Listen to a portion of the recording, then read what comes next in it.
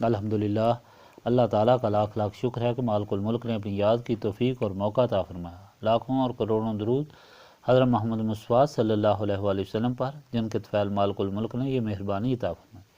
سامعین اکرام، اللہ تعالیٰ نے قرآن پاک میں ارشاد فرمایا، اعوذ باللہ من الشیطان الرجیم، بسم اللہ الرحمن الرحیم، ولولا کلمات سبقت من ربک لکان لزاما واجل مسمی فاصبر علی ما یقولون وسبح بحمد ربک قبل طلوع الشمس وقبل غروبها ومن اناء اللیل فسبح واطراف النہار لعلک ترضی ولا تمدن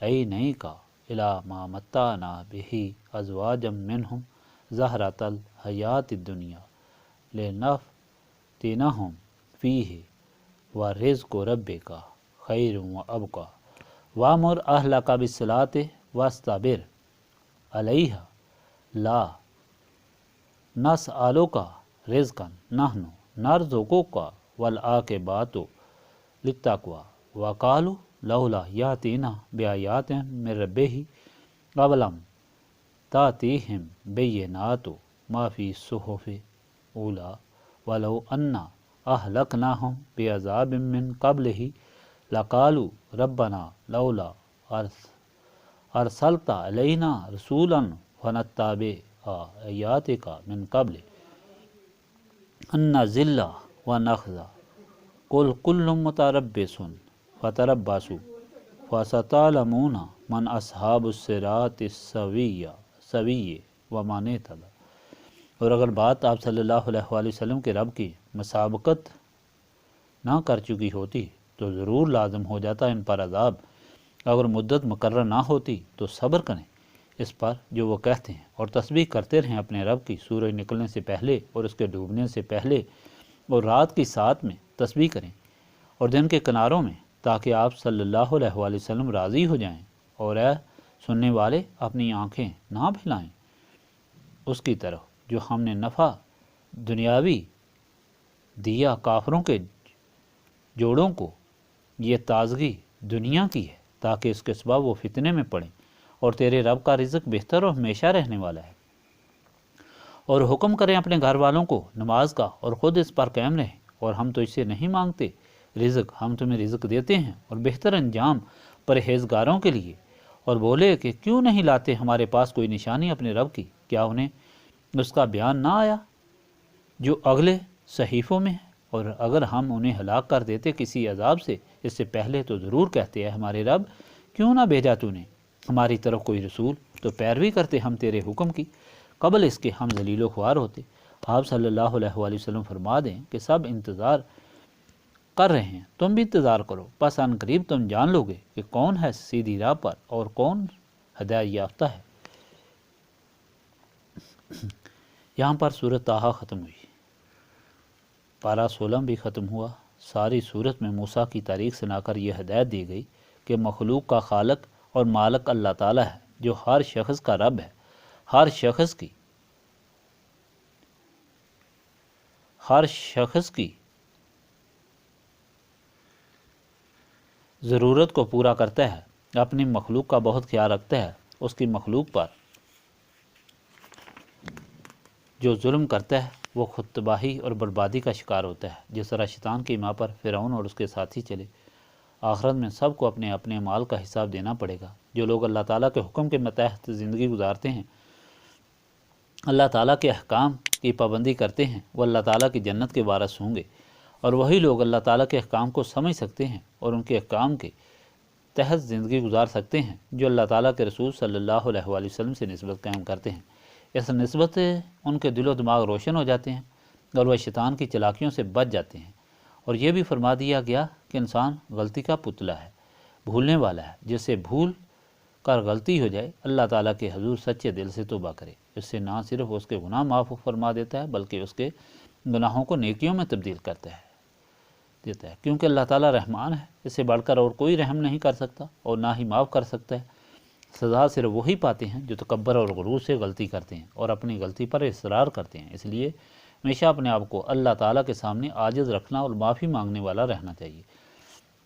اور آخر میں صورت میں حکم ہوا یہ لوگ جو غلط کام کرنے کے بعد غرور اور تکبر سے چلتے پھرتے ہیں ان کو ضرور سزا دی جائے گی، ان کے تکبر اور غرور کو خاک میں ملا دیا جائے گا، مگر اللہ تعالیٰ نے ہر چیز کا وقت مقرر فرمایا ہوا ہے اور حساب کا وقت بھی مقرر ہے، اس دن ہر ایک کو بدلہ مل جائے گا۔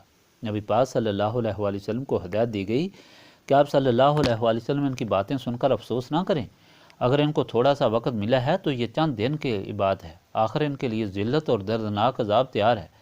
آپ صلی اللہ علیہ وآلہ وسلم اپنے گھر والوں کو اور غلاموں کو ہدایت دیں کہ وہ اللہ تعالیٰ کی یاد سے دل کو بہلائیں اور خوش کریں، اور اللہ تعالیٰ کی یاد کی بہترین صورت نماز فجر، ظہر، عصر، مغرب، عشاء، تہجد،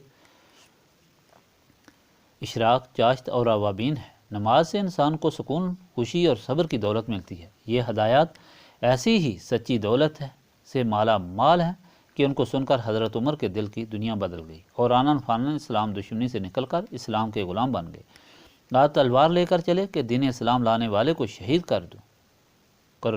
کروں گا، مگر راستے میں ایک شخص ملا جس نے کہا پہلے اپنی بہن اور بہنوئی کا حال تو دیکھ لو، وہ تو دین اسلام کے غلام بن چکے ہیں۔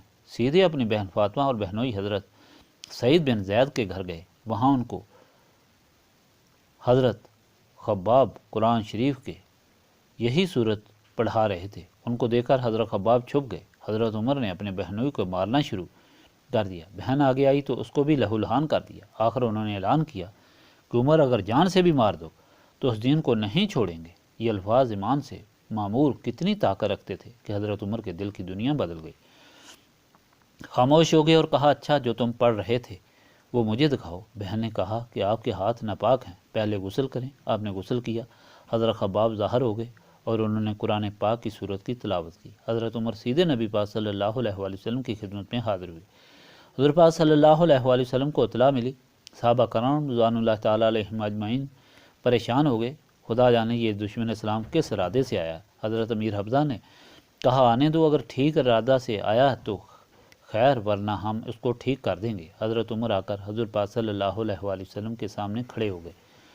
نبی پاک صلی اللہ علیہ وآلہ وسلم نے پوچھا بتاؤ عمر کیسے آئے ہو؟ عرض کی غلام بننے کے لیے حاضر ہوا ہوں۔ صحابہ کرام رضوان اللہ تعالیٰ علیہم اجمعین نے نعرہ تکبیر بلند کیا۔ حضور پاک صلی اللہ علیہ وآلہ وسلم نے اللہ تعالیٰ کا شکر ادا کیا کہ مالک نے آپ صلی اللہ علیہ وآلہ وسلم کی دعا قبول فرمائی، کیونکہ آپ صلی اللہ علیہ وآلہ وسلم نے دعا فرمائی تھی کہ یا اللہ عمر بن خطاب عطا فرما دے۔ دین کی خدمت کے لیے اس وقت تک صرف 40 انسان مسلمان ہوئے تھے اور نماز چھپ کر پڑھی جاتی تھی۔ حضرت عمر نے عرض کی اے اللہ تعالیٰ کے رسول، اللہ تعالیٰ کی نماز اللہ تعالیٰ کے گھر میں اعلانیہ پڑھیں گے۔ پھر اس طرح نماز شروع ہوئی۔ اس میں سب سے بڑا سبق ہے کہ قوم اور امت کے اندر جب تک ہادی نہ ہو لوگ احکام الہی بھول جاتے ہیں اور شیطان انہیں اپنے راستے پر چلا لیتا ہے۔ جس طرح حضرت ابراہیم کی اولاد نے 360 بت لا کر کعبہ شریف میں رکھ دیے۔ حضرت موسیٰ کے طور پر جانے کے بعد سامری نے ساری امت موسوی کو بچھڑے کی پرستش پر لگا دیا۔ نبی پاک صلی اللہ علیہ وآلہ وسلم نے آ کر اللہ تعالیٰ کے دین سے لوگوں کو آگاہ کیا، اللہ تعالیٰ کی کتاب پڑھائی اور ان کا تزکیہ کیا اور نور نبوت سے مخلوق کے دلوں کو منور کر کے سیدھے راستے پر چلایا۔ اب چونکہ کوئی نبی اور رسول نہیں آئے گا، اس لیے حضور پاک صلی اللہ علیہ وآلہ وسلم سے نسبت قائم کر کے ہی انسان راہ راست پر آ سکتا ہے، اور یہ نسبت رسولی صلی اللہ علیہ وآلہ وسلم اللہ تعالیٰ کے رسول صلی اللہ علیہ وآلہ وسلم کے غلاموں سے حاصل ہوتی ہے۔ یہی وجہ ہے کہ حضور پاک صلی اللہ علیہ وآلہ وسلم کے غلام نسبت رسولی صلی اللہ علیہ وآلہ وسلم حاصل کرنے کے لیے تلقین کرتے رہے۔ یہاں بھی اسی نسبت رسولی صلی اللہ علیہ وآلہ وسلم کے حاصل کرنے کی تلقین کی جاتی ہے۔ سب کو بٹھا کر اللہ تعالیٰ کی یاد کرا کر سینوں کو صاف کرایا جاتا ہے تاکہ نسبت رسولی صلی اللہ علیہ وآلہ وسلم کے قابل بن جائیں۔ اللہم صلی علی سیدنا محمد وعلی آلہ وصحبہ صلاۃ تکون لنا مان من کل خوف ربنا آتنا فی الدنیا حسنۃ وفی الآخرۃ حسنۃ وقنا عذاب النار۔ لا الہ الا انت سبحانک انی کنت من الظالمین۔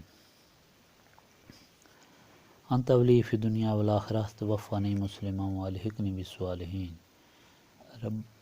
ربنا لا تزغ قلوبنا بعد إذ هديتنا وهب لنا من لدنك رحمة إنك أنت الوهاب۔ اللهم إنك عفو تحب العفو فاعف عني يا غفور يا غفور يا غفور۔ استغفر الله العظيم الذي لا إله إلا هو الحي القيوم وأتوب إليه۔ ربنا تقبل منا إنك أنت السميع العليم وتب علينا إنك أنت التواب الرحيم۔ سبحانک ربک رب العزت عما یصفون وسلام علی المرسلین والحمد للہ رب العالمین۔